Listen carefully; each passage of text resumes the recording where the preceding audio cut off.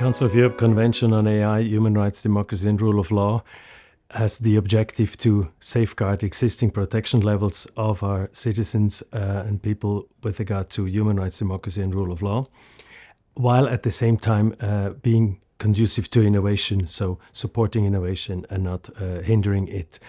And we do hope that the instrument will become one key instrument in a set of probably thousands of technical, legal and social-cultural norms that is about to emerge, which is comparable in a number of ways to the way that we regulated another disruptive technology around 200 or 100 years ago, which is combustion engines.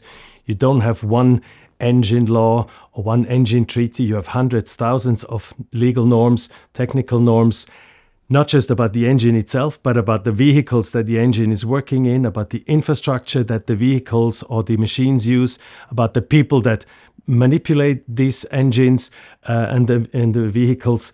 And like this, we'll see something similar with AI. There will be some kind of, or some level of harmonization where international exchange is more important, but there will also be cases that are more local, more shaped by the local culture of dealing with risks, where the ways of doing things will differ. So like with engines in Germany, you have different speed limits than in France, but in the airline industry, you have a more harmonized rule framework. So also the same will happen with AI. Some things will be globally more harmonized, others will be more different depending on the context, again, in which an AI system is used, and depending on also the local applicability or the global applicability, based on technical standards, but also based on different legal standards, at least in the way, not necessarily in the goals.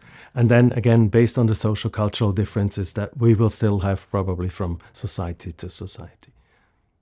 And the Council of Europe instrument is supposed to set some basic principles that should be the same in all of the countries that sign and ratify the convention. So at least on the principle level, it should be harmonized. And even those countries that will not ratify the convention may be guided by the principles and implement them to a large extent, which is something that we have seen with the Cybercrime Convention, for instance, that has been signed by way more than 50 countries and has influenced more than 100 countries.